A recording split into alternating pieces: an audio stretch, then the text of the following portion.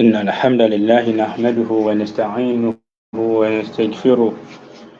ونعوذ بالله من يهده الله فلا مضل له ومن يضلل فلا هادي له أشهد أن لا إله إلا الله وحده لا شريك له وأشهد أن محمدا عبده ورسوله صلى الله عليه وسلم يا أيها الذين آمنوا اتقوا الله حق تقاته ولا تموتن إلا وأنتم مسلمون يا أيها الناس اتقوا ربكم الذي خلقكم من نفس واحدة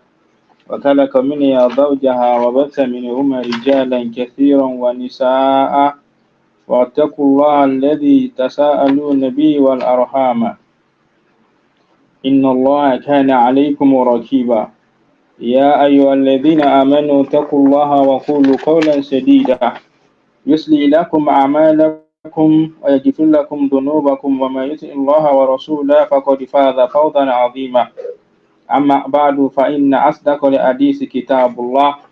وخير الهدي هدي محمد وشر الأمور محدثاتها وكل محدثة بدعة وكل بدعة ضلالة وكل ضلالة في النار أكيد مسلمين السلام عليكم ورحمة الله وبركاته. Ọ̀rọ̀ tí a ń bá lọ lánàá nígbà tí kò sí àyè mọ́ torí pé orí ìrìn àjò ni a wà, so fúrúsọ̀ kankan tá a bá ti wá ní náà ni máa fi ń láǹfààní àti sáré fi ṣe program, ṣùgbọ́n Allah kádàrá ó ṣe déédéé kádàrá Allah pé àyè ó wà lénìí tí a fi bára wa sọ̀rọ̀ níwọ̀nba àsìkò tí ó bá ń bẹ fún wa. Ọ̀rọ̀ táwa ń bá lọ lánàá òun ni nípa hadísì ọ̀rọ̀ Ànábì eléyìí tí àwọn àáfàá tọ̀gúùtì bíi ti Saheed Shittu náà tí wọ́n fún un tóun náà wá ń gbé kiri wípé ìgbà táwọn èèyàn ń sọ fún pé kó yé ṣépè ó wá ń sọ pé tọ̀ Ànábì náà ṣépè, máa ń sọ fóun pé òun ṣe wáàsí òun ṣépè, Ànábì náà ṣépè, ó lá Ànábì ṣépè fún sàábì Muawiya nígbà tó ní kí wọ́n lọ pè wá. Sàábì yẹn wá ránṣẹ́ padà fún Ànábì pé kí wọ́n sọ fún Ànábì pé òun jẹun lọ́wọ́. Ànábì wá ní kò dẹ̀ ní yó fún nǹkan tí ó sọ yẹn. Ó bá tún gbéra ó láwọn méjì kan wá bá Ànábì ní pé inú bí Ànábì ló bá ṣépè fún wọn. Àwọn àdísì yìí a ti yanjú ẹ̀ lánàá, a ti ṣàlàyé ẹ̀ lánàá. So eléyìí kan tá a ṣàlàyé lánàá yẹn náà ni ẹ fi gbọ́ àwọn èyí tó kù náà ni ẹ fi gbọ́ yé, a sì ti sọ bí tí ó wà fún wa. Torí àsìkò àtàwọn tó kù náà tá a fẹ́ bá lọ́rọ̀, ó ní ẹni tó tún kù ńbẹ̀ náà ni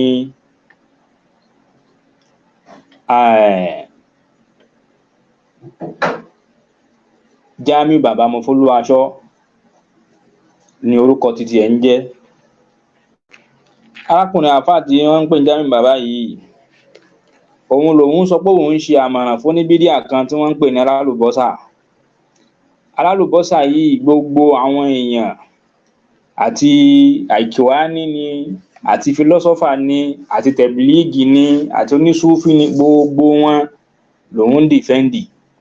pẹ̀lú àwọn òròrí tí fi ń dìfẹ́ǹdì wọn. Ẹ sì máa gbọ́ tálùbọ́sà bá ń ka àdísì fún yín náà, ẹ rí i pé lódì náà ni máa ń lo àdísì ọ̀rọ̀ Ànábì. Mofoluwaso lòun fẹ́ fún mọ̀ràn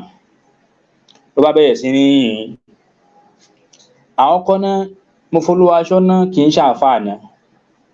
èèyàn kan ò lè gbàgbọ́ yé ẹ̀sìn kẹ́sì èèyàn kí ẹ̀ mọ bí tẹ́sìn ń sọ kó máa porú Mofoluwaso láàfáà ẹ̀sìn rárá o. Ṣùgbọ́n tẹ́ ẹ bá ń wá oníwòtòwòtò ẹlẹ́jọ́ ẹni tó mẹjọ́ rò, ó lè ro ọjọ́ wákàtí 3 kó má sádìsì kan kó má sáyà lè Kùránì kan, kódà kò ní ka tírà àfáà kankan tó níbàámu sí nǹkan tí ń sọ. Òun wá rèé nísìnyí o, tẹ́ bá sọ nǹkan fún tán nísìnyí, gbogbo ọ̀nà tí ó fi fún yín lésì tí ó fi gbèjà rẹ̀ ń lórí péjì rẹ̀ nìyẹn, yóò wá lọ kọ́ síbẹ̀, akọrúkọ àfáàláàfáà síbẹ̀, ìyẹn tóun fi ń fèsì náà nù. Òun ló wá lóun fẹ́ fún alálùbọ́sà lésì. Òun náà gbàgbọ́ mọ́ra súnà mọ́ra rẹ̀ níyẹn Mofoluwaso. Tó wá yẹ pé súnà tí gbogbo yín wá ń kílèmù yẹn bá wá ń bẹ lára yín bá wá yé yín ni, a kì í fẹ́ sọ̀rọ̀ oníbídíà tán ká máa fi ẹyin ẹ̀ ṣáájú. Kò sí ní mọ́nájú sálàf kí a fi ẹyin ṣáájú fún oníbídíà, pàápàá lẹ́ni tí wọ́n gan mọ̀ pé nǹkan tí ń ṣe gan níbì kan tí ń lọ, kò ní mọ́sídàrò kan, kò níbì kan, kò ní mọ́búlágò kan tí ń darí sí lórí ọ̀rọ̀ ẹ̀. Alálùbọ́sà ẹ̀rù bóyá èèyàn kan tí ń ṣe kọ́mẹ́dì ni, nígbà tí èèyàn ń ṣe kọ́mẹ́dì àwọn ọ̀rọ̀ tí ò nítumọ̀ á máa mú mọ́ra wọn pàápàá lórí àwọn ará Amùkòkò, àwọn tí máa ń bá sọ̀rọ̀ ní ibi táwọn sì ti ń bá sọ̀rọ̀ pé tọ̀ àwọn nǹkan báyìí kàtà alálùbọ́sà ń ti tiẹ̀ àáfàá lọ́dọ̀ alálùbọ́sà ẹni tó bá kọ tírà tó bá pọ̀ gan ó bá kọ wèrè sínú ẹ̀ tó bá ṣáà ti pọ̀ alálùbọ́sà á máa dìfẹ́ǹdì ẹni pé ó kọ tírà tó pọ̀ gan láàfin wá rí tírà àwọn ẹlẹ́bọ àwọn alákìdá burúkú àwọn tí ń ní ẹni ìkànnì wòlé àwọn lọ múra ó lọ Mọ́kà ànábì náwó sí láti inú sàárè ó náwó jáde ó bá a lọ́wọ́ àwọn tírà àwọn àfáà tẹ̀bílíìgì gbogbo àwọn tírà yẹn alálùbọ́sà máa ń pọ́n ilé ṣùgbọ́n la pé ìmọ̀ Mofoluwaṣọ kéré òun ò mọ tí ń jẹ́ ìmọ̀ ẹ̀sìn. Sheikh Sọ́lé Fawzan nínú tírà àwọn yìí nínú sẹ́ríwò títí Abu Zaid al-Qayrawani eléyìí tí wọ́n kọ níbi mùkọ́dímọ̀ yẹn ẹ̀rọ rí ń bẹ̀ nígbà tí Sheikh ń sọ̀rọ̀ nípa pé kí ni ń jẹ́ ìmọ̀. Sheikh Sọ́lé Fawzan wọ́n ní ìmọ̀ kì í ṣe kí ni o kì í ṣe pẹ̀lú àwọn mujalladat ara pé tírà jẹ́ volumes nìyẹn fi ń mọ̀ pé ẹni tó kọ tírà volumes ní mímọ̀ ni. Ó ní wa innamal ilmu ohun tí ń jẹ́ ìmọ̀ wa innamal alim ẹni tí ń jẹ́ onímọ̀ òun náà lẹ́ni tó já sí pé ń kọ́ òun ní ìmọ̀ tó lálàáfíà tó níbàámu sí kìtàbù wa sunnah tí ń bẹ lára rẹ̀. Ọ̀rọ̀ wọn dẹ̀kẹ̀rí náà ṣe déédéé ọ̀rọ̀ Sheikh Barbahari nígbà tí ń sọ̀rọ̀ yìí pé al-ilmu laysa bi kasrati riwaya wal kutub wa innamal alim man ittaba'a sunana. Ó ṣàkọ̀rọ̀ yẹn bákan nínú tírà rẹ̀ ìpè ìmọ̀ kì í ṣe bóyá bí tírà bá ṣe pọ̀ bí yẹn bá ṣe mẹjọ́ rò pé ẹnìyẹn máa kọ nǹkan tó pọ̀ gan o ó máa sọ̀rọ̀ gan o. Ìmọ̀ ẹni tá a lè pè lóní mímọ̀ pé tọ̀ eléyìí onímọ̀ ni ẹni tí ń tẹ̀lé kìtàbù wa sunnah ni. Ọ̀rọ̀ Mofoluwaṣọ gùn o Mofoluwaṣọ tó fẹ́ fún yàn ládùbá kó mọ̀ wá dàbí ìgbà tí yẹn wá ń gbé ìbú àbí yẹn náà ń ṣe bí wọn náà ṣe máa ń ṣe torí gbogbo wọn kì í ní ọ̀rọ̀ ẹ̀sìn kan tó fẹ́ sọ dé èmi ò sì ráyè ẹjọ́ púpọ̀ báyẹn kò rọ̀ mí lọ́rùn tó báwọn kí ẹ máa rojọ́ kiri báwọn.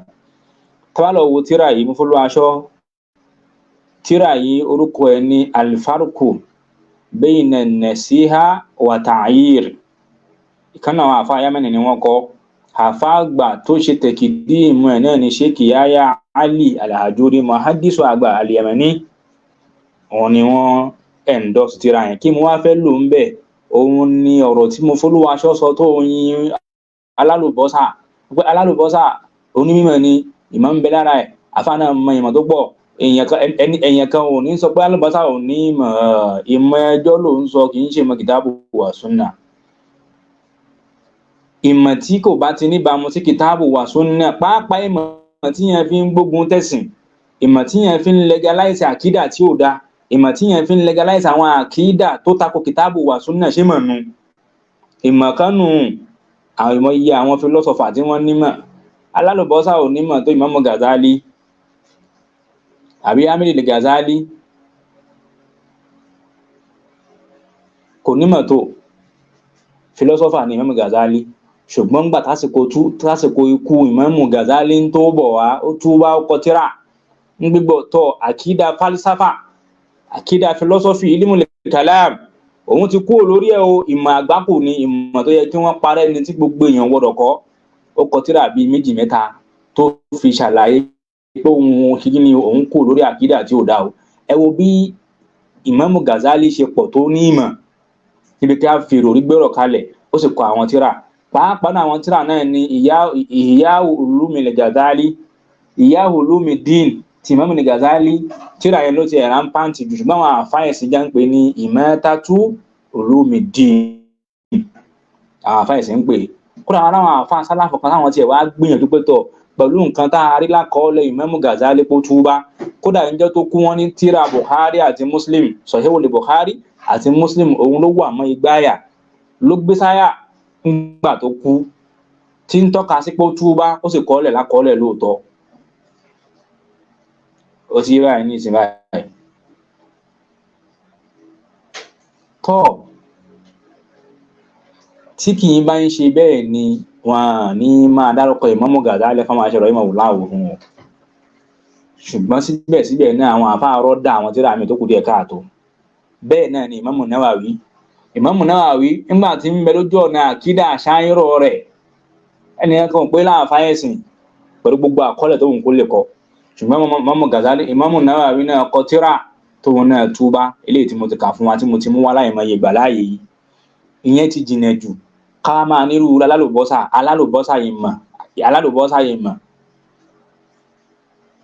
Ó kẹ́kọ̀ọ́ ní alálùbọ́sà kẹ́kọ̀ọ́ níbi táwọn èèyàn ti ń kẹ́kọ̀ọ́ tí wọ́n ti ń yáre, ṣùgbọ́n alálùbọ́sà kó gbogbo nǹkan tó lọ kọ́ wálé tí wọ́n fi ń dìfẹ́ǹdì Ikhwan, wọ́n fi ń dìfẹ́ǹdì Sufi, wọ́n fi ń dìfẹ́ǹdì Ash'ariyah, wọ́n fi ń dìfẹ́ǹdì Tablighi, gbogbo nǹkan búkúrú ní fi ń dìfẹ́ǹdì. Àtá ìkúnlẹ̀ ò nítumọ̀, kátẹ̀ fún yẹ ò nítumọ̀, kò sí hukumu lọ́dọ̀ rẹ̀, kò sí oníbídíà, kò sí tí ń jẹ́ bídíà lọ́dọ̀ ẹ̀, kò sí àlùwàláwò bíbó yẹn tẹ̀ ti jìnà jù, kò sí lọ́dọ̀ ẹ̀. Súnnà gan tí ń kílèmù kankan ní ń pèpè sí khalafu ni wọ́n sì ń gba àwọn sálàfù ní fáàmù sálàf tó yẹ kó jẹ́ fáàmù khalaf.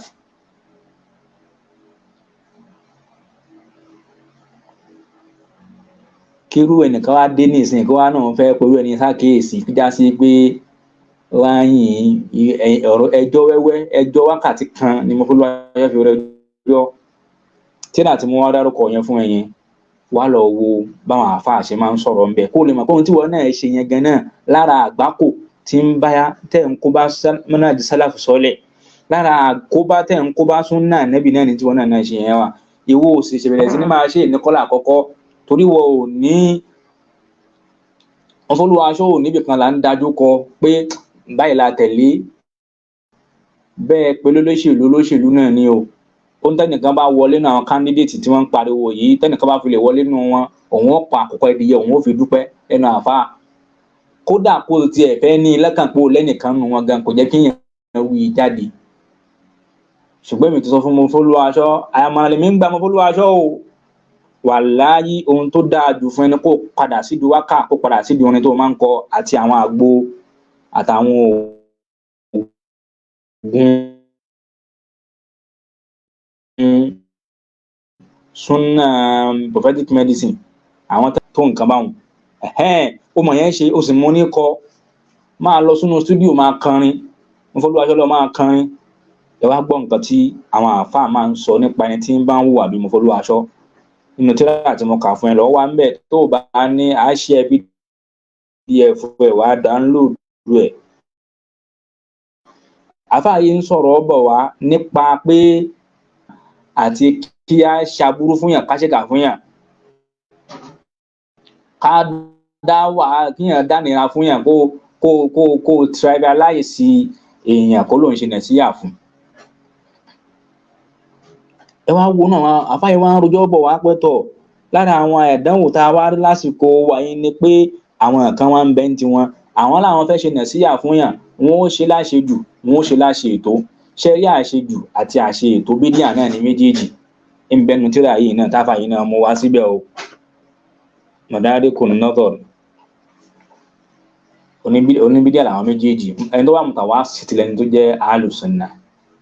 So kò yẹ wọ̀lọ́pọ̀ wọn náà kàlẹ̀ aláṣejù ní ẹ́ aláṣe ètò ní wọn náà ó ti bàdá ẹ̀ náà nù.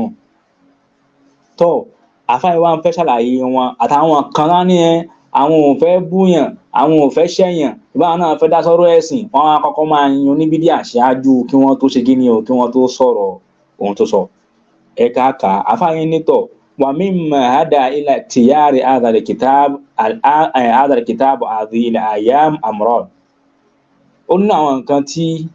tíra táwa nú ẹ̀ yìí o tí àwọn ọjọ́ yìí àwọn àsìkò tí wá pẹ̀lú tíra yìí nǹkan tó fẹ́ complete fún wa tó fẹ́ pé fún wa ní nǹkan méjì nígbé tíra yìí base lórí nǹkan méjì. Àkọ́kọ́ ó ní kí ni o annahu ragbatu ba'di al-ikwa mina tulabil ilmi.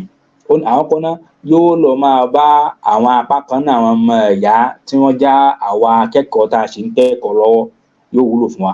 Aspect ẹlẹ́ẹ̀kejì tí tíra yìí náà contain on annana bihajatin ilayhi bihajati masa ilayhi fi azil ayam li'anna al-insana fi babi an-nasiha ma bayna mufrit wa mufarrit. ó ní aspect kejì náà ni pé kí ni lásìkò tá à ń bẹ nù ẹ̀ ní pé kí ni chapter ká ṣe wáàsí fún yàn láàrin kéèyàn má bọ́ sínú àṣe ètò àti àṣejù mọ̀bínà muksirin la yansiu wala ya'muru bil ma'ruf àti aláṣe ètò kéèyàn má tiẹ̀ nìkan ṣe débì kankan kó má lè ṣe nàṣíhà fún yàn náà ẹni tí kì í ṣe nàṣíhà fún yàn náà lórí nǹkan tó di pé kò dáa ó kù díẹ̀ káàtó náà òun náà ò gbádùn ẹni tí kì í pa àwọn èèyàn láṣẹ kó máa ṣe dáadáa wala yanha ani munkar kódà kì í máa ń kọ̀ fún yàn tí ẹ má ṣe nǹkan tí ò dáa kàn máa wò yín báyìí ní kí wàhálà àti yín nìyẹn ìyẹn náà ò dáa tó máa kò dé rọ́ọ̀tì yìí bágbára rẹ bá ṣe mọ́ yẹ kí wọ́n náà lè máa ṣe bẹ́ẹ̀ ẹ̀rí orí wa ma bayna mufritun hawwala nasiha ila fadiha àtẹni tó lóun fẹ́ ṣe nàṣíhà fún yàn yóò wá transfer láti bí àṣe tó lọ síbi kíní lọ síbi àṣejù tó lóun sì ń ṣe òun fẹ́ ṣe nàṣíhà fún yàn yóò máa fi àbùkù kàn yàn lóun ṣe nàṣíhà ẹ̀mọ̀ yá mi bá bẹ ká lọ afáwa ní wa ma bayna dahin ila al-muwazanat àtàwọn tán àwọn ń ṣe wáàsí tí wọ́n máa ń pè yẹn lọ síbi muwazanat àwọn á ní ẹ má kọ̀ǹdẹ́mù yàn totally kò sẹ́ni tí ò níbi tóun náà dá sí àwọn ọmọ Fọlúwaṣọ́nù àtàwọn àfa àwọn ẹlẹ́yà ọkùnrin àǹkó àwọn alálùbọ́sà náà táwọn náà kó sí rèé àṣàbùl muwazanati gbogbo wọn kò sáà fáà kan tó yìnbọn dáadáa rí láyé oníbídíà làwọn náà àwọn kí ni o bayna da'in ila ashabil muwazanati àwọn tó máa ń ṣe pépè lọ síbi kí ni o ẹ báláǹsì fi raddi ala al mubtadi'a níbi tí ọmọ àtẹlẹ àwọn fẹ́ refute oníbídíà wọn tún ní ẹ báláǹsì lẹ́ẹ̀fì máa gbọ́ wọn àfa àwọn wọn ni ẹ má kọ̀ǹdẹ́mù èèyàn ẹ jẹ́ ká wà láàrin méjì níjà báláǹsì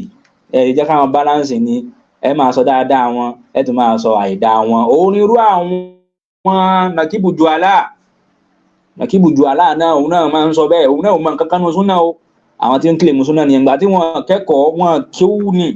ọ̀tọ̀ ní pé yẹn kíwú náà wò sọ́dí fún bàlágà ló ga wàhálà ti ẹni yẹn àwọn eléyìí yẹn primary lásán àwọn yẹn àwọn ìṣẹ́lá àwọn yẹn àwọn gba àwọn ẹ̀rọ àwọn ìmọ̀ bíi aims nìyẹn so objective wa ni ká pèpè lọ síbi Islam bil kitabi wa sunna ẹni tó wá ní aims tí ò lọ́bjective ogoro àwọn èèyàn kọ́ lẹ́sìn èèyàn mọ náà wò mọ sọ́rífù ó bá ní inna Allahi òṣẹ́ nìkan kan òṣẹ́ anybody wọ́n ló ṣe kéwúká ṣùgbọ́n àwọn kankan ń bẹ tó bá fi lọ pé Allahu kó wá ní Allahu bàbá kan tí ẹ bá ẹ báwọn ọ̀ràn ló dá ìmọ̀ tó fi wá gbọ́ yílẹ̀ ẹ̀kọ́ yìí gbogbo yín náà lẹ́ẹ̀kọ́ lẹ́ẹ̀mọ́ ashabul muwazanat òun ni gbogbo yín ẹ̀rí wa ma bayna dahin ila al muwazanat fi raddi ala al mubtadi'a àwọn tí wọ́n bẹ láàrin pé yẹn ẹ wà láàrin méjì ẹ má kọ̀ǹdẹ́mù yẹn totally gbogbo tó hùn kó lè ṣe wa kullu hadhihi tawaif mun'arifatun fi babi nusihi ó ní gbogbo àwọn sẹ́tà àwọn tá a dárúkọ yìí gbogbo wọn náà ni wọ́n jábùkù ni wọ́n já ìdá níbi tá a bá la fẹ́ ṣe nàṣíhà fẹ́ ṣe wáàsí wọ́n yẹ nínú tó ń jẹ́ wáàsí sawahan allazi takasa nusiha ta'yiran lil mansuhi bẹ́ẹ̀ náà lẹni tó já sí pé òun mú wáàsí ṣíṣe títí ẹ̀ ní ṣíṣe ó mú ní nǹkan tí yẹn fi ń kábùkù bẹni tó lóun ṣe wáàsí fún irú Saheed Shittu òun ò tiẹ̀ mọ̀ máṣíyà kò mọ̀ bídíà kò mọ̀ ṣíríkù kò mọ̀ kúfúrù ṣíríkù lọ́dọ̀ rẹ̀ àwọn àfọ̀njálàbí nìkan ní ṣíríkù lọ́dọ̀ rẹ̀ àwọn lọ́dọ̀ ọmọ Fọlúwaṣọ́ àwọn àfa alásàlátù òǹjálàbí nìkan ní mùṣíríkù ohun tí wọ́n ń ṣe mí lè mọ̀ pẹ̀lú ọmọ Fọlúwaṣọ́ ni pé ìwọ ń sọ pé bídíàtù mùfásíkọ̀ bídíà tí yẹn máa ń ṣe tí kò bá síláàmù yàn jẹ́ tẹ́tẹ́ mùsùlùmí náà sì lè yàn òun ni kíyàn bí àwọn àpèjúwe kíyàn lọ máa wo iṣẹ́ mùfásíkọ̀ abẹ́ẹ̀rí wàhálà iṣẹ́ wíwò kálọ máa jẹṣẹ́ wò kí ẹ máa wó níwọ̀n lẹ́gẹ́ ìbí Fọlúwaṣọ́ ní mùfásíkọ̀ ni tí iṣẹ́ wíwò bá wá jẹ́ mùfásíkọ̀ èmi ló dé tẹ́wá ń gbógun àwọn tí ń yẹṣẹ́ wò nígbà tí ó terminate Islam wọn ẹ̀rí wàsọ́ra yẹ́kìdì gardahu litashhir lil mansuhi la an tariqi dhikri masawi aw aksi alladhi la yansa'u libata afawani wa kadhalika allazi yaklitu bayna tariqati nusi wa bayna da'wa ila ma yad'u ilayhi بعض المنتمين إلى بعض المجامعات والآداب والقائمة في هذه الآيات من تعوير النصيحة àfáà ṣáà sọ̀rọ̀ lọ́n tiẹ̀ torí àsìkò ó ní bẹ́ẹ̀ làwọn ẹgbẹ́ náà àwọn náà ń ṣe wáàsí tí wọ́n kí ni o ní kó lè bá favour àwọn ẹlẹ́gbẹ́ làwọn náà àwọn oníjọ mọ́ àwọn náà ń bẹ lásìkò tí wàá yìí náà ibi tí mo wà ń lọ ń bẹ̀rẹ̀ lẹ́yìn àwọn من تعويرها إلى موازنات بين حسنات المبتدئ وأمثاله bẹ́ẹ̀ náà ni àwọn tí ń sọ dáadáa àwọn tí wọ́n ń ṣe measurement láàrin dáadáa oníbídíà àtàwọn tó bá tó rí bí wọn mo fọlú aṣọ ọ̀rọ̀ ti tiẹ̀ wá lélẹ́yìí ó ní ibaratin ukhra ẹ jẹ́ ká tó wo eléyìí náà from this angle ó ní yúrọ̀ ba'duhum bi annahu qabla an tunassiha ó rí pé apá kan náà àwọn èèyàn tá à ń sọ yìí náà qabla an tunassiha al-mubtadi'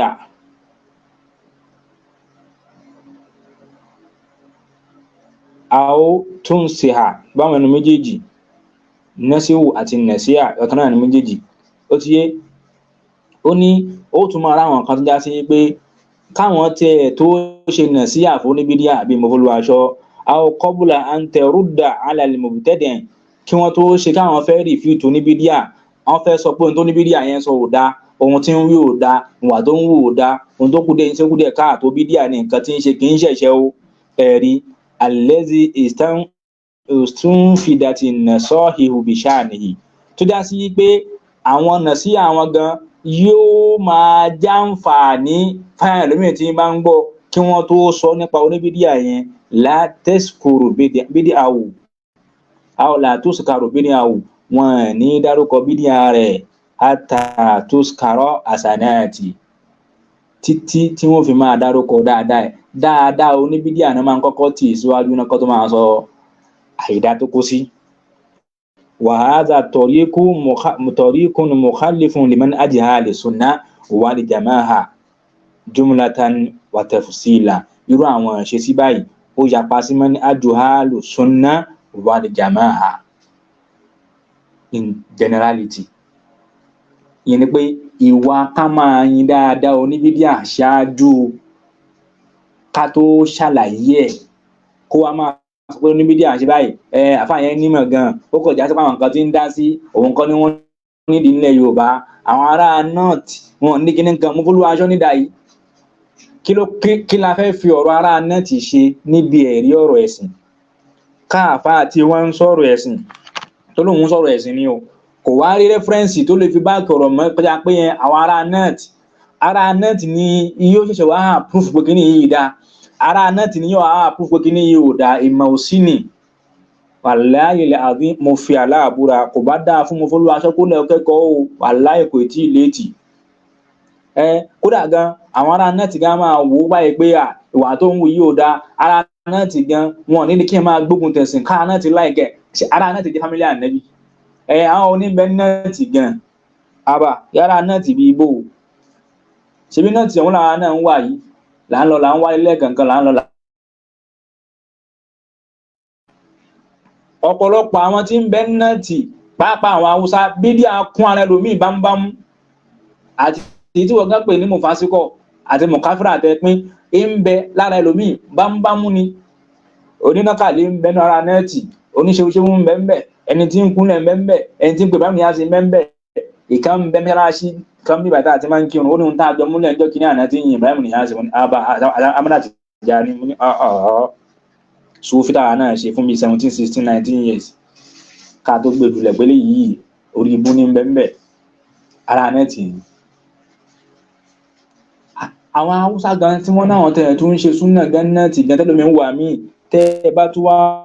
sọ fẹ́ lómi pé wọ́n tó ń ṣe ìtakò kìtàbù wà súnnà wà láyé lómi àsọ fún pé wà láyé òun mọ̀ ṣùgbọ́n tó ń bá ní kó mo ṣe nǹkan tẹ́ sọ yìí bí ápà òun wà láyé làzim ń bẹ báyìí dáadáa náà ara náà ti ní kó má ti bá wà síbẹ̀ ẹ̀gàn náà gan kí lára náà ti ní ṣe pẹ̀lú ọ̀rọ̀ ẹ̀sìn mo fọlọ́ aṣọ ṣòwò lè kátírà tó bá ti lẹ́yìn ká jáde fún wa kàdíìsì fún wa jáde mú tí àwọn àfa àṣàlàyé ẹ̀ fún wa lórí nǹkan tó bá ń sọ fẹjọ́ wẹ́wẹ́ lẹ̀ ìwọ tó ń bá yẹn pé òun fọyàn kan mẹ́sẹ̀jì gan ìwọ gan ní di mẹ́sẹ̀jì náà mo fọlọ aṣọ ò ní mọ ní àjì mo fọlọ aṣọ ò ní mọ ní àjì wà aidan yukhalifuhu man intakasa an-nasiha ta'yiran aw kama yubayyinuhu min khilali dirasatina li hadha al-kitab àfáàfẹ́ máa ṣàlàyé tíra tí ó kọ yìí lọ èmi kọ́ sáré mú ìbá ìwánu tíra yẹn ni o page 2 ló wà al-farqu bayna nasiha wa ta'yir òun kọ́ tíra yẹn pé ìwà ká máa sọ̀rọ̀ oníbídíà àbẹ́ oníbídíà táwa náà kò ní ẹni oníbídíà ó dá ṣé alálùbọ́sà ṣe alùsúnnà ni ṣé alálùbọ́sà ṣe alùsúnnà ni alálùbọ́sà ni wàláhì ìkìwánú tó ní agbára alálùbọ́sà tí tún wá ń gbógun ti gbogbo ẹni tó bá tún gbógun ti ẹni tó bá tún jẹ́ kìwá ní.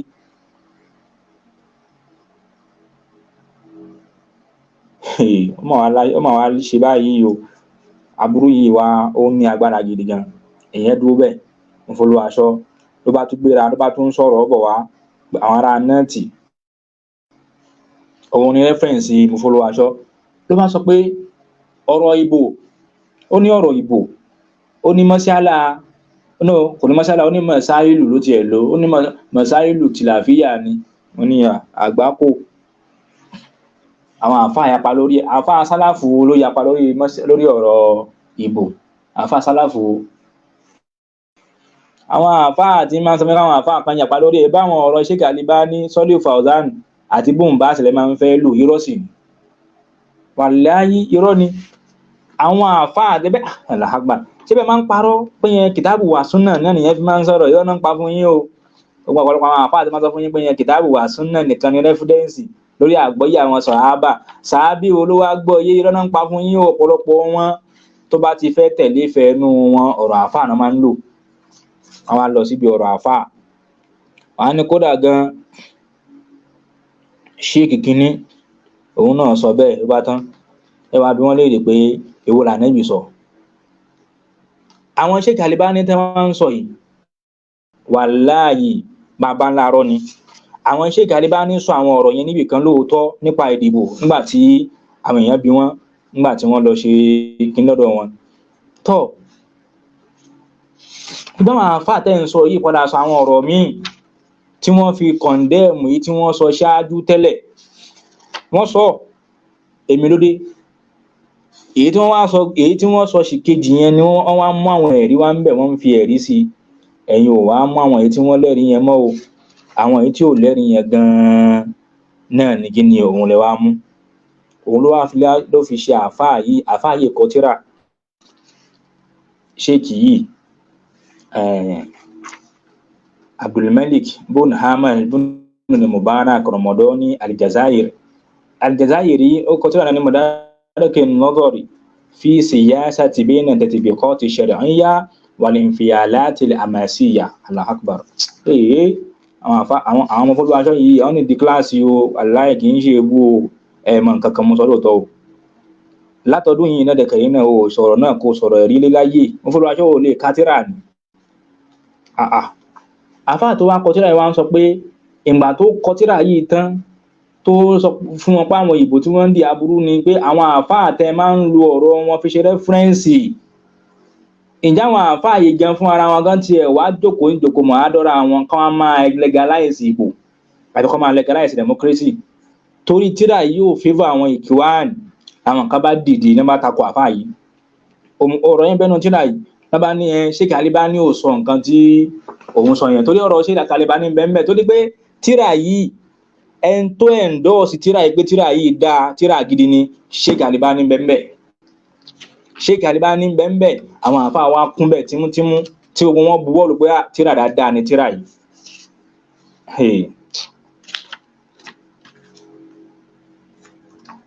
yìí ga o Sheikh Mohsin bun Hamad Al-Abbad àwọn náà wà ń bẹ́ẹ̀ àwọn kan tó wá state àwọn àfáà ńláńlá àwọn àfáà ẹ̀sìn táwọn náà endorse tíra yìí kódà àwọn kan tó lọ bá Sheikh wọ́n tó lọ bá Sheikh Mohsin Al-Abbad yìí àwọn kan tó lọ bá wọn pé ya Sheikh ṣe ẹ̀dẹ̀ ṣú ọ̀pẹ katira Madarikun Nazari yìí ṣe ká from A to Z tó ráwọn kan ní mọ̀kọ́dímọ̀ nìkan lẹ́ka ẹ̀ka tán tó láwọn ọ̀rọ̀ tó wà ń bẹ̀ ní agbára gan tí ò ní bá kì í da àwọn ní ẹ máa dìbò kò ní bá a lọ. Gbogbo àwọn tó fẹ́ ń lo ọ̀rọ̀ Sheikh Albani síbi ìbò, ọ̀rọ̀ táwọn Albani padà wá ń sọ lẹ́yìn ò ní tẹ́ wọn lọ́rùn, wọ́n fẹ́ kọ̀ndẹ́mù tíra yìí. Al-Abadi, Abu Muslim Al-Abadi ní ṣe kí ni àwọn náà gbé gbóná fún wọn ni pé àwọn kà from parí tó parí ni. Kódà àwọn àfáà báyìí náà kà àwọn àdárúkọ wọn àtà àwọn Sheikh Rabi, kódà àwọn Sheikh Ibn Baz gan wọ́n dí tíra yìí. Tọ́ torí àsìkò tí ò sí,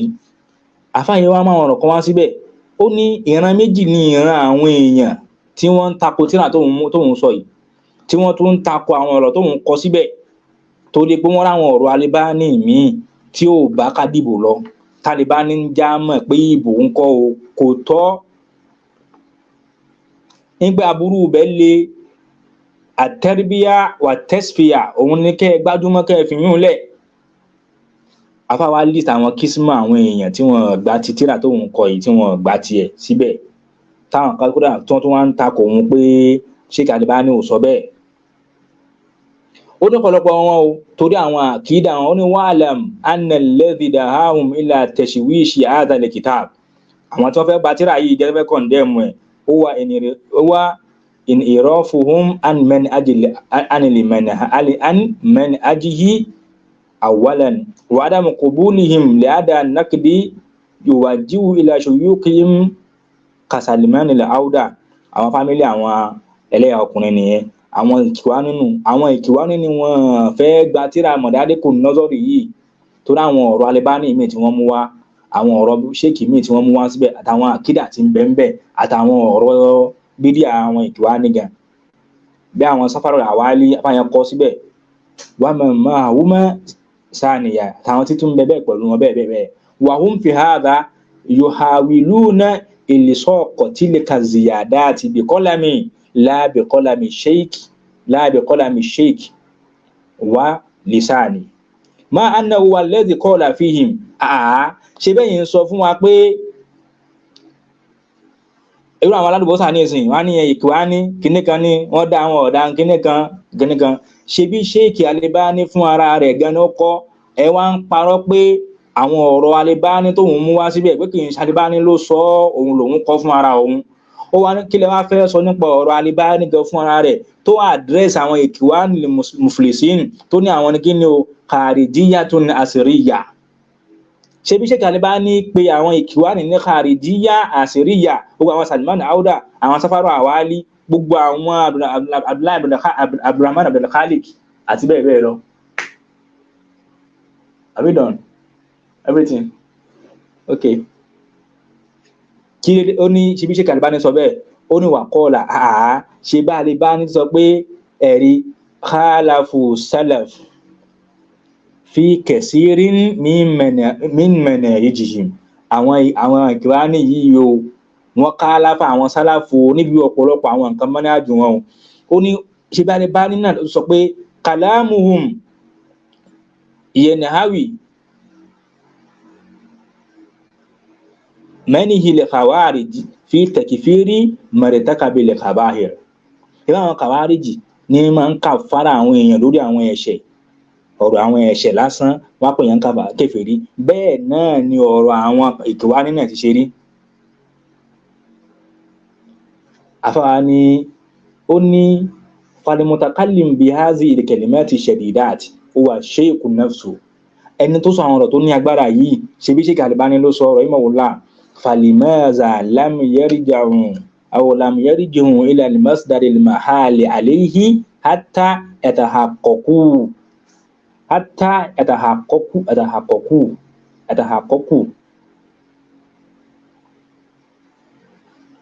èmi lóde tí ẹ lè lọ against eléyìí ní ọ̀rọ̀ Albani tó jẹ́ pé àwọn ọ̀rọ̀ Albani mi tó ń wá mú wá nípa pé àwọn nǹkan tẹ́ ẹ fẹ́ máa lo ọ̀rọ̀ wọn fi dìbò tí ẹ wá ń ta kọ̀rọ̀ yẹn, àfáà yìí ṣe kí ni owó kọ̀rọ̀ yẹn síbẹ̀. Mò ń ka ọ̀rọ̀ yìí fún mo fúlú aṣọ ni o, torí àwọn àfáà tẹ́ ẹ fẹ́ lò nígbà yẹn masáìlù tó ń wá kiri masala tó ní masala tìlàfíà, masala tìyàdíyà, ìròrí burúkú àwọn ìkìwání ni. torí pé kí ni ohun tí ń jẹ́ shari'un òun ni kí ni o kitabu wa sunna ash-shari'u huwa Allah.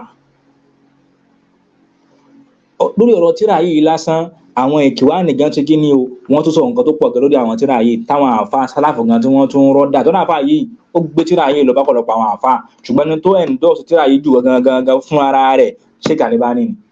Sheikh Albani fún ara rẹ̀ lórí endorse tírà yìí pé yes tírà ni ẹ ká lọ wo ọ̀rọ̀ Albani gangan díẹ̀ kákọ̀ mú díẹ̀ wá níbi àwọn ìbò nínú àwọn àfa àti máa ń fẹ́ mú wá nìyẹn o àwọn àfa yẹn lóòótọ́ wọ́n sọ rí lóòótọ́ náà pé yẹn tó wáyé pa bá lè rí bẹ́ẹ̀ ṣe tó bá lè rí nǹkan kan ṣe ń bẹ̀ kán dìbò fáwọn mùsùlùmí kan náà kán lọ bẹ̀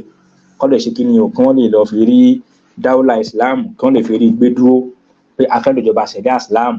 tí yóò bá sì débẹ̀ ńkọ́ kò lè rí i ṣe àwọn àfáà yẹn sọ orí ṣùgbọ́n létà ńkọ́ àwọn àfáà yẹn kí ni o wọ́n ní kò possible kò rọrùn. wọ́n lọ wò ó nígbà tí wọ́n wá kọ lẹ́tà tí Sheikh Albani tí wọ́n béèrè lọ́wọ́ Albani kí ni ìbéèrè náà wọ́n ní mal hukmu shar'i mo fọlọ́ aṣọ kí ni ìdájọ́ ṣẹ̀ríà fil intikabati tashri'iyya wọ́n tún lo tashri'iyya wọ́n fi ṣe kí ni o wọ́n fi ròyìn intikabati pé wọ́n pé tashri'un ni wọ́n bá pè nǹkan ní tashri'un ṣé máa síyà ní Allahu Akbar àwọn tí wọ́n béèrè gan béèrè pé mal hukmu shar'i fil intikabati tashri'iyya wọ́n open bracket ma yusamma al-barlaman the parliamentary system of government allati nasi'a min kilaliya ila iqamati dawlati al-islamiyya èyí tá náà wọ́n try láti lè involve kálẹ̀bá àti ẹ̀fẹ́ rí ìjọba islamu gbé dúró wa iqamati al-khilafa ar-rashida ẹ̀rí àti kí ni o kálíbà àfẹ́rí ìjọba khalifa titi islam kálíbà àfẹ́rí àti kálíbà àfẹ́rí ìlú darí islamically Sheikh Albani tẹ́ máa ń lo ọ̀rọ̀ ẹ̀ ló wá fèsì Sheikh Albani ní inna asada ma yakunu al-muslimuna fi biladihim yawma turfa'u raya la ilaha illallah wa an yakuna al-hukmu fiha bima anzala Allah wa inna mimma la shakka fihi an 'ala al-muslimina fi أن على المسلمين جميعا كل حسب استطاعته أن يسعوا إلى إقامة الدولة المسلمة التي تحكم بكتاب الله وسنة رسول الله صلى الله عليه وسلم وعلى منهج السلف الصالح ومن المقطوع به عند كل بائس مسلم أن ذلك لا يمكن أن يتحقق إلا بالعلم النافع والعمل الصالح وأول ذلك أن يقوم جماعة من العلماء بأمرين هامين جدا ṣégi àkọ́kọ́ náà kò lè rọrùn tá a bá náà fẹ́ dájọba islam mọ́lẹ̀ pẹ́tọ̀ kí a gbé àsíyá dúró la ilaha illallah ó jẹ́ pé òun ni àsíyá wa kí kìtàbù wa súnnà sì jẹ́ nǹkan tí a máa fi dájọ́ lórí ìjọba ìlú tá a bá náà fẹ́ gbé ìjọba islam dúró ká sì máa dájọ́ pẹ̀lú alukuran àti súnnà nábì lórí ìbámu ságbọ́yé àwọn sálàf sọ́ọ̀lì tọ́ eléyìí tá a wá ń sọ yìí náà ní bùkátà sí kárẹ́ni tó lè ṣe research tó lè ṣèwádìí tó lè ṣe gbogbo ẹ̀ láti lè ṣe kí ni o kó lóun fẹ́ lọ bẹ̀ kó náà fẹ́ bá participate ń bẹ̀ tí kí ni anna dhalika la yumkinu kó lè rọrùn mùsùlùmí ò lè rí ṣe kó lè rọrùn wọ́n wá nítọ̀ ó bùkátà sí pé ká ní ìmọ̀ tí ó ṣàǹfààní àti ṣe dáadáa àkọ́kọ́ ń bẹ̀ ni pé ká tó lè rírò àwọn ìjọba ìsìláàmù gbé dúró àfi ká kọ́kọ́ fọ́ọ̀mù káṣọ̀kan náà kádi jàmáà ká má pín lọ́tọ̀ọ̀tọ̀ kẹ́nu gbogbo wá ṣọ̀kan ní mùsùlùmí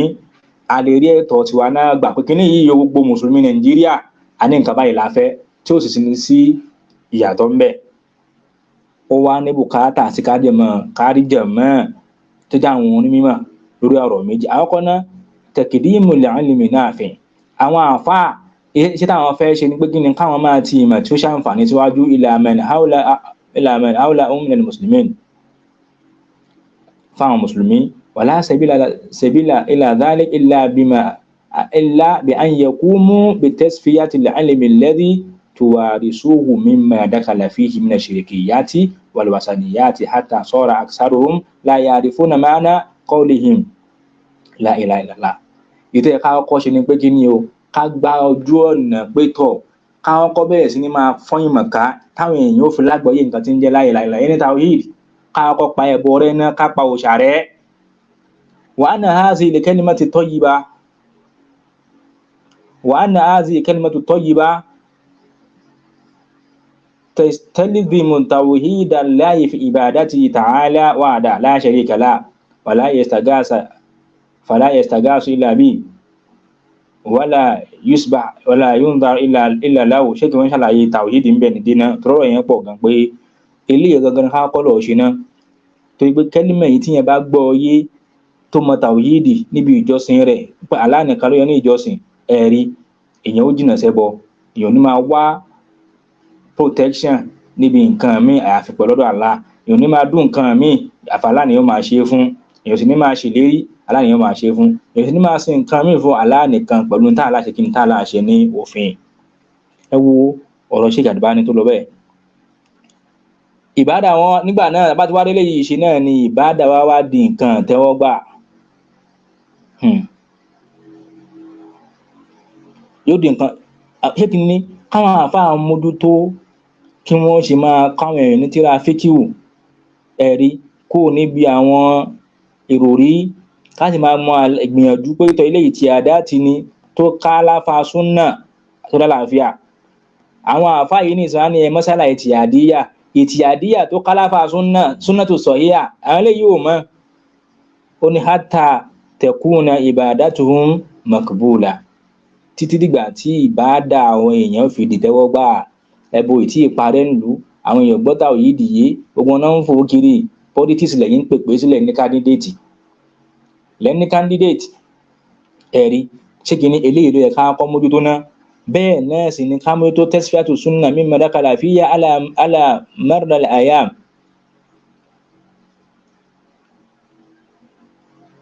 min al-hadith ad-da'ifa wal mawdu'a àti eléyìí lẹ́yìn ká tó lọ mójútó nípa básìkò ṣe ń lọ táwọn èèyàn ò mọ àdíìsì dọ̀yìn fàtà àdíìsì fabricated ẹ̀wọ̀n nǹkan ṣe kì í sọ gbogbo àwọn nǹkan tí ń kó bá nǹkan yìí gbogbo àwọn bíi ojú ọ̀nà súfì àṣejù níbi ìgbẹ́sìn àwọn zúdù wèrè àtàwọn nǹkan orí ibú bẹ́ẹ̀ lọ káwọn kọ́ lọ ní ìmọ̀ tá a fi fọ́ kù ná ẹlẹ́ẹ̀kejì tó yẹ ká tún mójútó à ń yẹrù bu anfusahum káwọn èèyàn lọ fọ ẹ̀kọ́ náà káwọn àfáà fọ ẹ̀mí àwọn èèyàn mọ́ kọ́ sọ wọn kí wọ́n protect ohun tó ní ṣe pẹ̀lú àwọn mùsùlùmí pẹ̀lú ìmọ̀ yìí tó ń bẹ lọ́wọ́ wọn yìí wa yawma'idhin yakunu ilmuhum nafi'an wa 'amaluhum salihan torí pé iṣẹ́ ní dúbọ̀ yà ń kọ́ ìmọ̀ wọn ni yóò padà wá ṣàǹfààní ohun tí wọ́n ti mọ̀ ní àti iṣẹ́ wọn yóò padà wá dà ṣé kí wọ́n sọ pé tọ̀ ọmọ amáyà Al-Qur'ani wá tá a bá la fẹ́ nìkan ṣe tá a la sọ pé a'udhu billahi minash shaitani rajim faman kana yarju liqa'a rabbi falya'mal 'amalan salihan wa la yushrik bi ibadati rabbi ahada gbogbo ẹnikẹ́ni tí ń bá ń ro kan àti pàdé ọba rẹ̀ kó lọ múra sí kí ni iṣẹ́ dáadáa kó má sì ṣe ẹbọ pẹ̀lú ìjọsìn rẹ̀ ẹ ti rí báyìí ọ̀rọ̀ ìbò ni wọ́n bá Sheikh Albani sọ ẹwù sì tí Sheikh Albani ń fèsì ìyẹn mà kọ́ ló kan jẹ́jẹ́ káwọn èèyàn gbọ́ tawhid yìí kí wọ́n dá fíkíù gidi mọ̀ ẹgbẹ́ àwọn mọ́sálà ìtìyàdíyà tó kálàfà kìtàbù wà súnà kí wọ́n mọ̀ àdíìsì dọ̀yìn fún àti mọ̀ọ́dù kí wọ́n mọ̀ eléyìí ló máa mú ìjọsìn wọn dáa ló máa mú bàdà wọn dáa ni wọ́n fi lálẹ́ kìyàmọ̀ ohun tó ń sọ fún wa nìyẹn ohun tá a fi láti mọ̀ tán dáadáa ní ká lọ mójútó náà kì í ṣọ̀rọ̀ bò ẹ̀rí ṣégi wọn wáyé náà yìí ìzà qamat jama'a minal muslimina ala hadhihi tasfiyati wa tarbiya ash-shar'iyya fasawfa la tajidu fihim man yaktalitu alayhi liwasilati shirkiyya bilwasilati shar'iyya tẹ́lẹ̀ bá ti yáwó èèyàn tó bá ti mọ̀ tá a dá ẹbọ mọ̀ tá a mọ̀ kápẹ́bọ lẹ́kàṣẹ̀sìn á padà máa rí i pé àwọn èèyàn ò ní máa pa àkàsọ ẹbọ papọ̀ mọ́ àkàsọ ẹ̀sìn Allahu Akbar àti gbogbo àwọn bàbá yín àwọn àfáàyàn tí wọ́n ń kọ́ ìtẹ́sì ẹ̀rí àṣẹ wọn ọ̀gbá kìí dàyé wọn ọ̀gbẹ́sìn yé ni wọn ọ̀gbẹ́sìn yé ni òun ni wọ́n fi ń ṣe kí ni o ni wọ́n fi ń pa yẹkìtẹ́lẹ̀tù àléhì alwasila ash-sharikiyya bilwasilati shar'iyya òun lè fi rí wọn ṣé kí ni táwọn àkídà bá pé lára wa tá a gbọ́ gbogbo ẹ̀ tó yé wa yẹ́nyán la tajidu fihim man yaqtalitu alayhi wasilata shar'iyya ó ní ẹni tí ó máa ro wàsílà àkàsọ ẹbọ wàláhì democracy ẹbọ búkúbúkú ìntìkàbáàtù staircase ẹbọ nílẹ̀ nìkan tí ó máa pápọ̀ mọ́ ṣẹ̀ríà li'annahum ya'lamuna anna an-nabiyya qad ja'a bi shari'atin kamila bí maqasidiha aw sahiliha torí pé ìmọ̀ tó bá wá mọ̀ ni yóò jẹ́ kí wọ́n mọ̀ pé ànábì ti mú ṣẹ̀ríà tó complete wá pẹ̀lú nǹkan tí ń wí àtàwọn àkàsọ̀ al-intikhabatu wasilatun ila shirki wa min maqasidiha masalan an-nahyu an at-tashabbuhi bil kuffari Allahu Akbar nínú àwọn nǹkan tí èèyàn ó gbọ́yé tí ó yé yẹn ní pé kí ni àkọ́kọ́ náà èèyàn ó mọ bó ṣe fẹ́ kó ń bí àwọn òrújú àwọn kèfèrí ẹ wo democracy mo fọlú aṣọ bàbá yín wo náà bàbá yín náà àwọn àfáà yín wo gan ló ń sọ pé mọ́ṣálà ìbò àti ìdìbò àti tẹ̀ka àti parliamentary system ló ní mọ́ṣálà ìtì àdíyà àti làfíyà ni àwọn onímọ̀ ń wí ṣèbẹ́yìn lẹ́rọ kéèsì máwọn àfáà yẹn lẹ́sẹ̀ lẹ́sọ̀rọ̀ wọn di mọ́ṣálà ìtì làfíyà ìtì àdíyà mọ́ wọn lọ́wọ́ ẹ wo ohun tí wọ́n bí ṣe kalẹ̀ bá ní ẹ wo ohun tí bàbá ń sọ ẹ wo ohun tí wọ́n ń wí o gbogbo tẹ́ lọ ń dá sí yẹn kò nítumọ̀ kò kàn yín ẹ̀yin tẹ́ tí ìgbẹ́bọyé tẹ́bọ́ kún lu yín ní ọjọ́ táwọn bàbá yín ti wá ń lọ síbi àwọn post yìí tí wọ́n ti ń lọ láti ìpìlẹ̀ tí wọ́n ti ń lọ talẹ́ni náà tó rí nǹkan ẹ̀sìn ẹyẹ kan lọ́nṣìírí tá a wá ń lò ó dè ní ta nínú gbogbo wọn a kàn ń tara wa lásán lásán ni ọ̀rọ̀ wa pọ̀ gan-an ṣé kí wọ́n sọ̀rọ̀ lọ́gàn kéjì wá ní òun dáná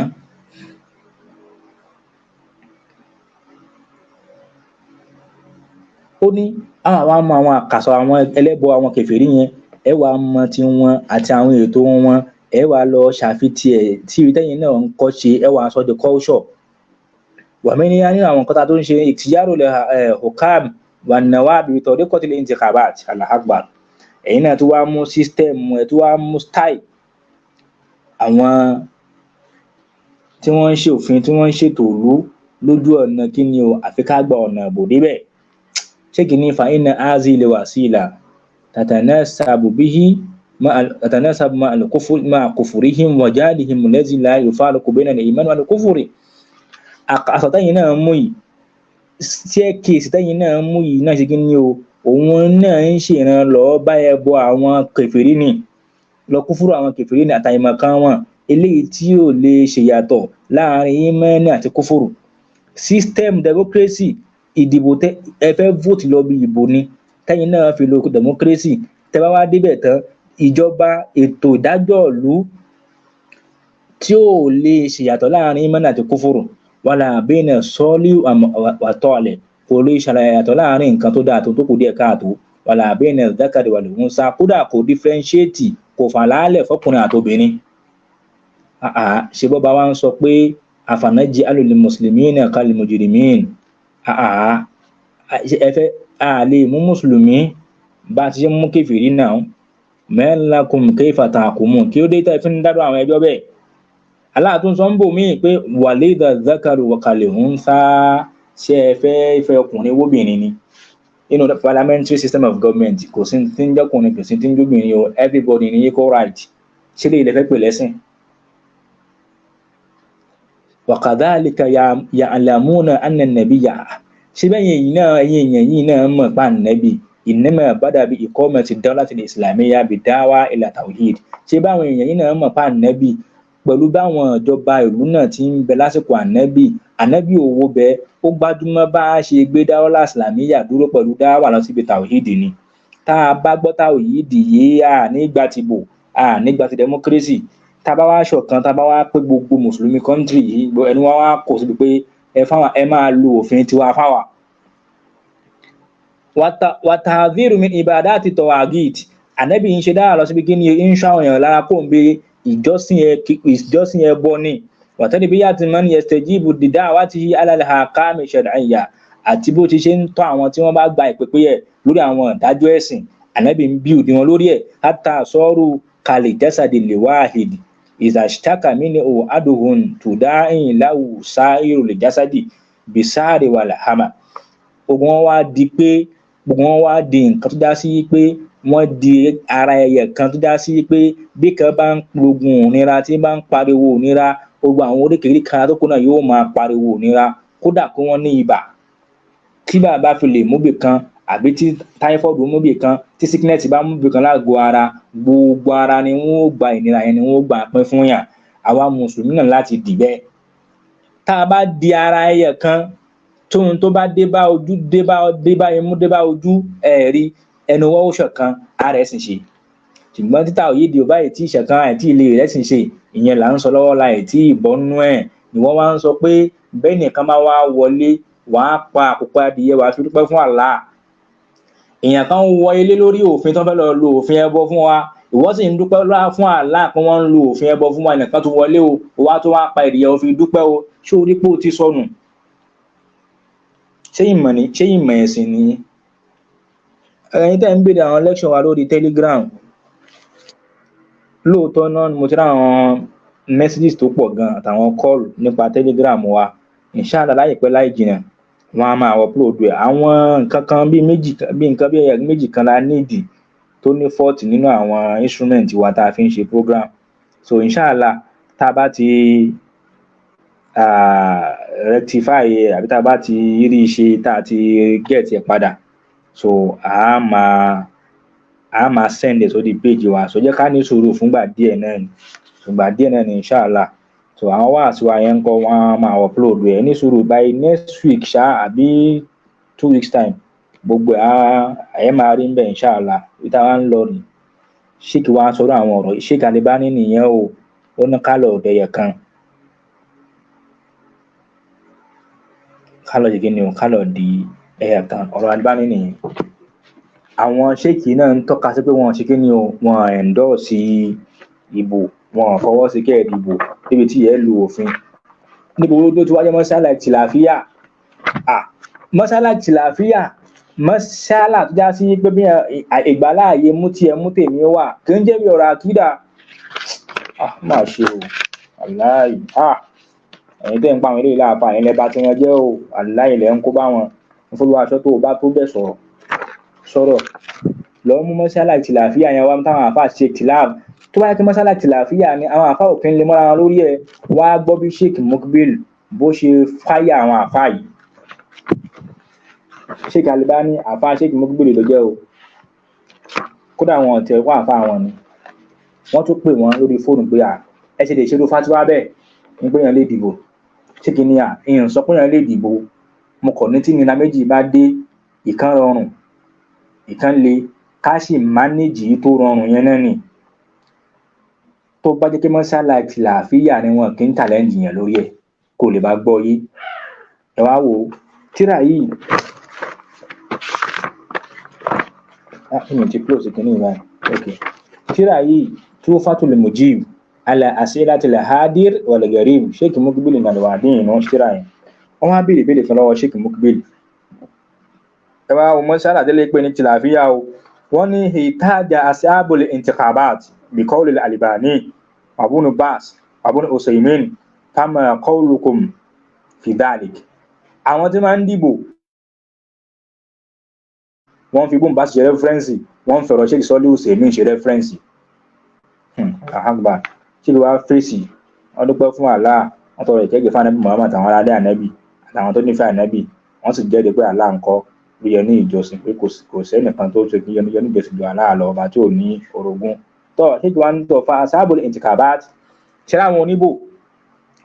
àdáwò àwòlá il mashayikh àwọn oníbò tí wọ́n ní máa dìbò ẹnu àwọn àfáà òkò lórí ẹ̀ àwọn àfáà kan ló dáa àwọn gangan ní ọ̀tá àwọn àfáà yìí àwọn ọ̀tá àwọn àfáà yìí ni wọ́n ń lo ọ̀rọ̀ àwọn àfáà yìí síbi pé tọ̀ àwọn àfáà yẹn náà ló dáa àwọn náà máa ń gbé ọ̀rọ̀ lọ bá àwọn àfáà yẹn wọn wá ní làámọ́lẹ̀ o ṣé kì í ní kọ́dé kunna bil amsi nasma'u min hay'ati al-ma'ahid al-ilmiyya bi san'ai ana Albani ma siwani inda an afti alladhina fi Falastin min al-muslimina بأن يخرجوا لأنها أصبحت دار الحرب شانوا عليه الغارات وضللوا وبدعوا àwọn ni wọ́n ń béèrè ọ̀rọ̀ yìí lọ́wọ́ àwọn Sheikh Albani pa ẹni tó ṣẹlẹ̀ ń lu wọn pé kí Albani ṣe fatiwa fáwọn ẹni tó ṣẹlẹ̀ ní Palestine àwọn mùsùlùmí ti ń jáde kálukú tí wọ́n á dẹ́gun tí ó ti di ogun ti ṣẹlẹ̀ nǹkankan. Sheikh ní wákàtà Sheikh Ibn Baz bẹ́ẹ̀ náà ni wọ́n lọ bá Sheikh Ibn Baz tó ṣe fatiwa fún wọn níbi kọ̀díyà khaliji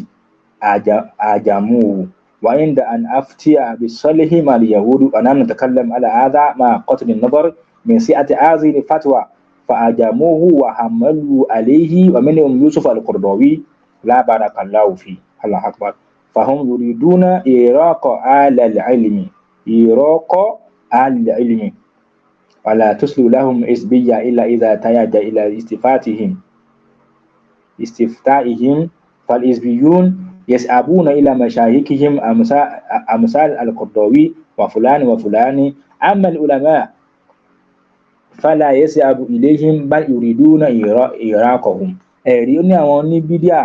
àwọn ẹlẹ́gbẹ́ àwọn tí wọ́n ń dìbò àwọn ni ọ̀tá àwọn àfáà ni wọ́n á lọ bá wọn pé kí báyìí ní ìṣẹ̀lẹ̀ ń lo àwọn wọ́n á parọ́ fún wọn pé kí wọ́n ṣe fatiwa fún wọn kí nǹkan yẹn lè bá pè wọn. bẹ́ẹ̀ náà ni Sheikh Albani náà táwọn náà ṣe fatiwa ń pa pé bí ẹ̀ ṣe lè balance láàrin àwọn Yẹ̀húdí àtòun tó yára dójú wọn rí ẹ̀dì nípa àwọn nǹkan táwọn rí pé tọ̀ ó jẹ́ kẹ́ ẹ ṣe lè lo nǹkan báyìí wọ́n á lọ sí bẹ́ẹ̀ fún wọn wọ́n á gbọ́rọ̀ àwọn àfáà yẹn wọ́n á gbé lọ sí táwọn àfáà yẹn kí wọ́n gbà lérò wọ́n lọ sọ́dọ̀ àwọn àfáà lẹ́ni tí ń wá ìmọ̀nà o wọ́n ń lọ ọ̀dọ̀ àwọn àfáà tí wọ́n lè ráwọn ọ̀rọ̀ àwọn àfáà fi sọ̀rọ̀ láwùjọ tí wọ́n fi kó bá àwọn àfáà yìí àwọn níbídí àwọn oníbò tí wọ́n ń lọ ọ̀rọ̀ àwọn àfáà yìí wọ́n fẹ́ fi kó bá àwọn àfáà yìí ni ẹ̀rí ó ní wàhádìí ilẹ̀ fatiwa ṣe ẹ̀rí fatiwa tí wọ́n ní Sheikh Ibn Albani sọ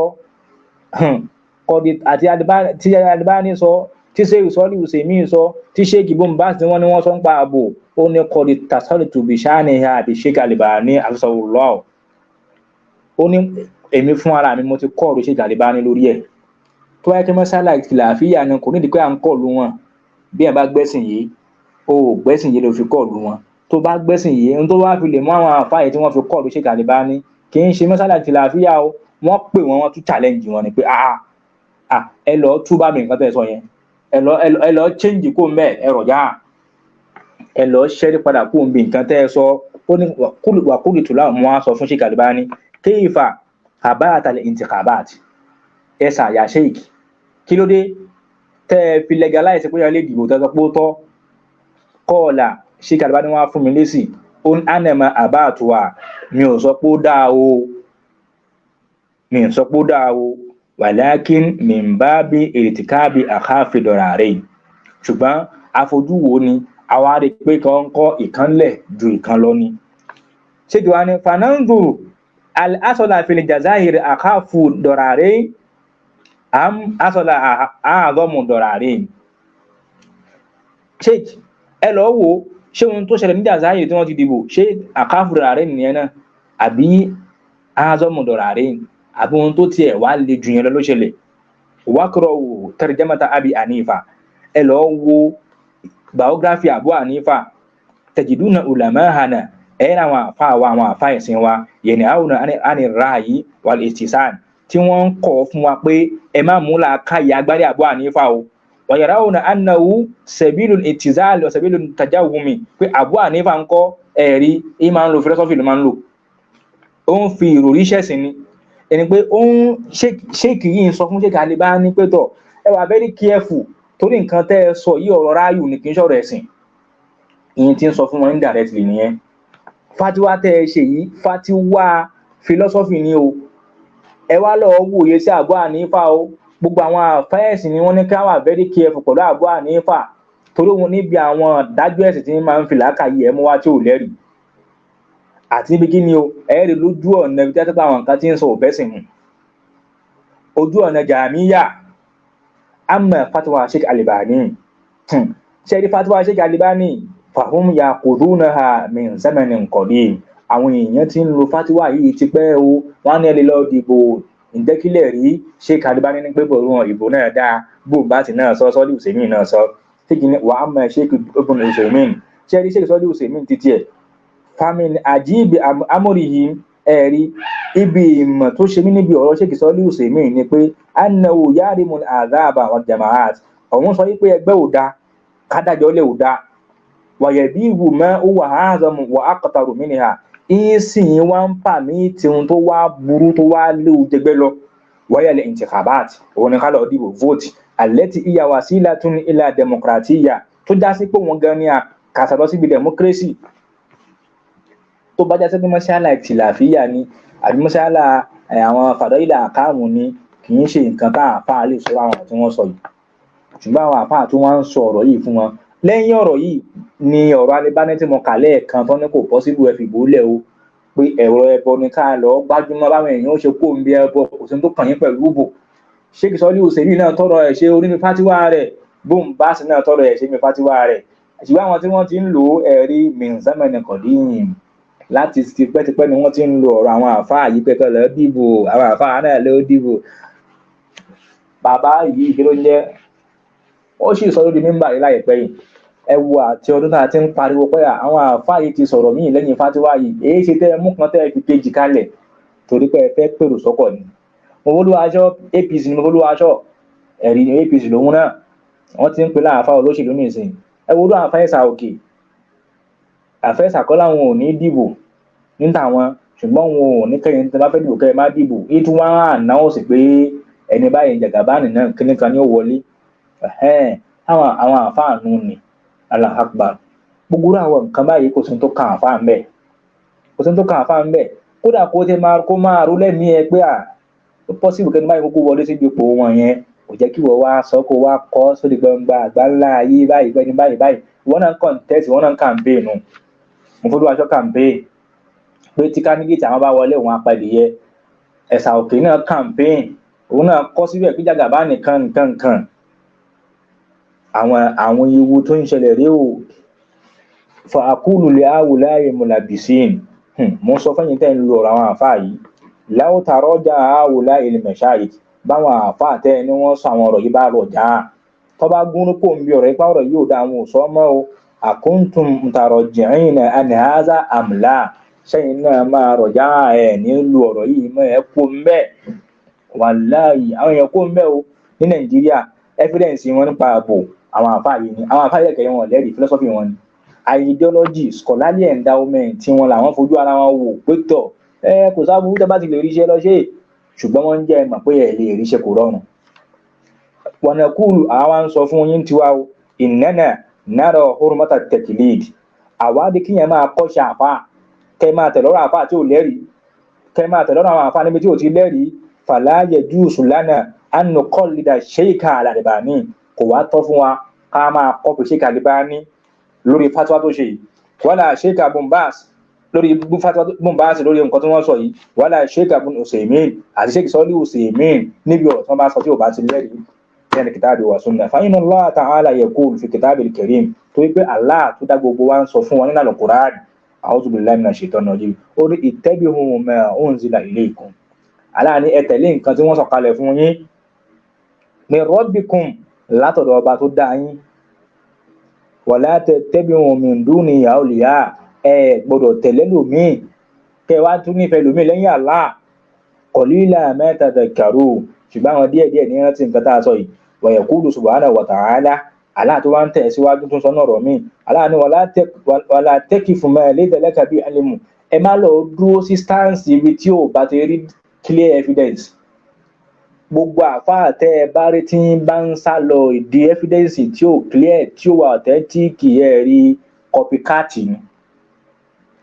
Fa ahlu sunna la yuqallidun ahlu sunna gidi tó bá jiná kí ń kọ́ṣe àfáà kí ń mọ́rọ̀ àfáà tí ò bá lẹ́rìí. Summa naqulu lil mashayikh àwa ń sọ fẹ́yìn àfáà wa báyìí ẹ̀yin àfáà yìí tẹ́ ẹ ṣe fatiwa yìí àwa ń sọ fún yín inna fatwakum hadhihi khatiratun jiddan fatiwa tẹ́ ẹ ṣe yìí ó léwu gidi gan ni. Alam ta'lamun anna Busa ajasa Allahu inda an kana ra'isan li America yaqul inna Saudiya wal Kuwait lam tatbaqa ad-demokratiyya ẹ̀rí tí Busi ọba president wọn yìí tí ń sọ fún wọn olórí Amẹ́ríkà pé àwọn Saudi àti Kuwait wọn kì í lo ṣẹ̀ríà wọn lo democracy white wọn fi ń lo democracy. فعلى المشايخ أن يترجعوا عن هذه الفتوى nígbà tẹ́ ẹ bá ti ń ṣe fátíwá pé wọ́n lè lọ dìbò táwọn olórí kọ́ńtírì kan ti ń sọ fún yín pé wáyé tẹ́yìn náà ò fi ní lo democracy ṣe báwọn àfáyín náà lè dìbò ẹ jẹ́ lọ́rọ̀ jáà kó mi fátíwá yìí o wa ana ashidukum annani mutarajjin an ayyi khata'in fi kutubi èmi náà wá ń jẹ́rìí fún yín tó ṣeé ṣe tẹ́ máa níyẹn tìbí wọn náà sọ̀rọ̀ báyìí náà rí ńgbà kan báyìí ohun èmi náà ṣẹ́rí padà kó ń bi mistake tẹ́mi náà bá ṣe tẹ́ ẹ bá rí ń bi tí àmì ti ń bá kọ tó kù díẹ̀ káàtó àwọn àṣírí tọ̀tì àdúrà àti kan tí wọ́n rẹ́kọ́ọ̀dù tẹ́ bá gbọ́ pé mo ti sọ rí tí ó jẹ́ pé ewu ni tí ò dá ẹ pè mí sákèésì mi náà kó ń bẹ̀ da'wati lillahi azza wa jalla àbí dáwà àti kan tí mo ṣe dáwà tiwa tààlà ni ataraja'u bi nafsi tayyiba mutma'inna ẹ̀rí ẹ̀yìn àfà tí ẹ kú ń bẹ̀ pẹ̀lú tọ́lẹ́mì èyàn dáadáa ní yín ṣe máa dáhà kú ń bí fátíwà yìí o àfà ní òun gan náà kú mi fa òun gan náà ṣe padà kú mi fáwọn náà bá sọ tí ò bá kò rí ẹ̀ káàtó wà ní mashayikh la alayhim iza taraja'u ẹ̀yìn àfà wà yìí kò sí tó lè fún yín o tẹ́ ẹ bá tí ń jọ̀rọ̀ wípé ẹ̀ sọ bẹ́ẹ̀ mọ́ o bá ó wà lè wá àdìbò alayhim kódà ọ̀ràn yẹn gan ni kẹ́ẹ̀sọ́ ọ̀ràn yẹn gan ni fún wọn ọ̀ràn yẹn ní fáwọn àfáà yìí kẹ́ni ọ̀rọ̀ tẹ́sọ yẹ ẹ̀sọ́ ọmọ kẹsọ nǹkan míì mo folú aṣọ tó wáyé pé mọ́ sí aláìtì làfíyà ni sáwọn àfáà lè sọ báyìí fúnra wọn ọmọ kéwù ni Sheikh Mukbil jẹ́ sí Tàlíbánì Sheikh Mukbil wá kọjá bẹ́ẹ̀ nú ayé o kì í ṣàfà àgbẹ̀ẹ́gbẹ́ ìmọ̀ kọjá bẹ́ẹ̀ ìmọ̀ erin nínú mà òun ni wọ́n tún wá ń compostry ẹ̀ fáwọn àfá ẹ̀ pé fátíwá pé kẹ́yìn lọ dìbò yìí ẹ padà ẹlẹ́sọ bẹ́ẹ̀ mọ́ li'annahum la yaduruna billadhi yuhadithu fil Yemen wa ma alladhi yaduru fil majalis niyabiyya wa ma huwa al-fasid alladhi yahsul bisabab al-intikhabat ẹ lọ sí Yemen ẹ wá àwọn kan tó ṣẹlẹ̀ ń bẹ̀ kí ló kọ̀ sí ẹ̀ torí ìbò ni ẹ̀rí kó ti là wọ́n para wọn bẹ́ẹ̀ ẹ̀rí kọtìlù wàkìtàl ikú ìpara ẹni ṣẹlẹ̀ ń bẹ̀ min ajli intikhabat nítorí ìbò wàkùrújù nìsáì mutabarrijat àwọn obìnrin wọn jáde kónú lé ọkọ wọn ẹni àwọ̀ lọ dìbò wàtẹ̀síwérò lè nìsá min ajli intikhabat àwọn àyàfọ́tò wọn ni wọ́n gbé machine sójú àwọn obìnrin wa ẹlẹ́yà náà ṣí ojú wọ́n snap pẹ̀lú orí system wọ́n yà wọ́n wa masawati li kitabi wa sunna wa dinu bil kufri min ajli intikhabat àwọn ni ìkànnà everybody àti Christian àti Muslim aláwọn kan náà ni gbogbo àjọ ń pè ẹ̀kọ́ gbogbo wọn papọ̀ máwọn kèfèrí torí pé wọ́n fẹ́ lọ dìbò wa ayyi maslaha haqqaqat hazil intikhabat ẹ dákun friendship wo àtúnṣe wo ni vote yìí fẹ́ create láàrin mùsùlùmí àtàwọn ọ̀tá ẹ̀sìn fayajibu ala al-mashayikh an yatarajja'u ọ̀rọ̀ yẹn ní fáwọn àfáà yẹn kí wọ́n tiẹ̀ lọ́jọ́ kọ́ lọ́rọ̀ jà á lọ́rọ̀ yẹn ò dáa wasanursilu ilayhim insha Allah ń padà máa ránṣẹ́ sí wọn pàápàá àbáàdì òun ó tún padà máa send wọn mẹ́sẹ́jì fa in lam yatarajja'u fanahnu nashhadu Allah annana bara'un min fatiwahum li'annaha mukhalafatun likitabi wa sunnah ń padà máa send mẹ́sẹ́jì sí wọn kódà ẹ̀rí àfáà ní àwọ̀ a máa jẹ́rìí o a máa jẹ́rìí pẹ̀lú àlá pé àwa bọ́pá bọ́sẹ̀ kó ń bi fátíwá wọn tí wọ́n ṣe o torí fátíwá wọn khalafa alukurani àti sunna nabi fátíwá àwọn àfáà àtẹ̀yìn lò Nàìjíríà ni wọ́n ti bá yẹn kọ̀ǹdẹ́mù láti Yámánì àwọn àfáà àtẹ̀wá ń lo ọ̀rọ̀ wọn ti wá láwọn ọ̀sọ́ mọ́ kẹ́kẹ́ padà sí kìtàbù wà sunna kí ẹ wá fẹ́ ṣe sí kò jẹ́ bó ṣe jẹ́ ń bẹ̀ yẹn ibi tí a dúró sí ní èní náà lè rí inshallah a tún tẹ̀síwájú ní ọ̀la subhanaka allahumma bihamdik ashhadu an la ilaha illa ant astaghfiruka wa atubu ilayk aṣọ léyìí fún mo fọ́lú aṣọ tí ń pèyàn sákìyèsí ní pé ìmọ̀ dá ẹ̀kọ́ dá púpọ̀ tí mo fọ́lú aṣọ bá lọ kẹ́kọ̀ọ́ mo fọ́lú aṣọ tó bá lọ kẹ́kọ̀ọ́ bó ṣe yẹ kí èèyàn kọ́ ó wá sọ̀rọ̀ kan ó ní nígbà tí ń sọ̀rọ̀ Sáyédì mi tí parí ọ̀rọ̀ mi fọ́lú aṣọ náà tó yá àsìkò mi tí parí ọ̀rọ̀ ẹ̀ tó tún sọ̀rọ̀ kankan yẹn ẹwà nínú nǹkan kíní kan ò dá àwọn ará net wọ́n á pariwo àwọn ará net àwọn ará net àwọn ará net ẹrù bá àdíìsì làwọn ará net ni ẹrù bí net ni wọ́n ti ń kọ kùránì ni àwọn ará net gan wá rí pé kò dá àwọn ará net gan rí àwọn ará net báwo ará net bí bò ó kọ̀ tí ìyàtọ̀ díẹ̀ náà ní ń bẹ níbi ará net south west àtàrà net fa wọ́n ń kírun wọ́n dẹ́bọ mọ̀ ẹbọ ògùn ni wọ́n mọ̀ wọ́n tó ń ṣẹbọ míì ọ̀pọ̀lọpọ̀ wọn àwọn tó bá wá gbẹ́sìn yé nìkan àwọn àfa àwọn bẹ́ẹ̀ tímútímú tí wọ́n ń kúnlẹ̀ kiri tí wọ́n lóṣù kiri kí ló wà ní south west tí ò sí nọ́ọ̀tì bí kì bá yẹ fáwọn àwọn máa ń fi ìtìjú àtọgbọ́n kankan sí titi wọn ará south west tí wọ́n máa ń la gbogbo ẹ̀ mọ́lẹ̀ ẹ̀rọ àwọn àfa àti ń jó mórí màálù lọ́sàn-án ní gbangba ẹlòmínì lọ jógun lórí fídì ọ̀pọ̀ ara náà ti ń tiwọn àwọn máa ń fi style sí tiwọn díẹ̀díẹ̀ àwọn náà ń lo nákàlí wọn fa nákàlí wọn ń lo jínù wọn ń lo gbogbo ẹ̀ náà wọn ní súfí àwọn náà lẹni tí bá wọn yẹ iṣẹ́ wò gbogbo ẹ̀ ni wọ́n ní. kírísítẹ́nì sì ń bẹ́nu náà tì tí ń lo jáàbù kírísítẹ́nì ń bẹ́nu náà tì tí ń lo nìkọ́ọ̀bù ẹ̀rí jáàbù wọn tó balẹ̀ ní jain ṣọ́ọ̀ṣì ni wọ́n lọ sunday láwọn ìlú nínú wọn kí ló máa ń bẹ́ẹ̀ ara nẹ́ẹ̀tì kó wá ní wá burúkú nìkan jẹ́ wá gbé ẹ̀ àwọn yẹn kàn ń wá fáwọn jàbàtà bẹ́ẹ̀ ń bí ìwèrè ní subhanallah ṣé jàbàtà wá dárúkọ ẹnìkan is that any act of character assassination níbi ọ̀rọ̀ ṣé jàbàtà rí láyé ni ṣé jàbàtà ò bẹ́ẹ̀ nìkan rí lọ́rọ̀ ayé wọn ọ̀bá nípa nǹkan kan bí kí wọ́n pẹ̀ lẹ́lẹ́bọ kí wọ́n pẹ̀ ní káfíìr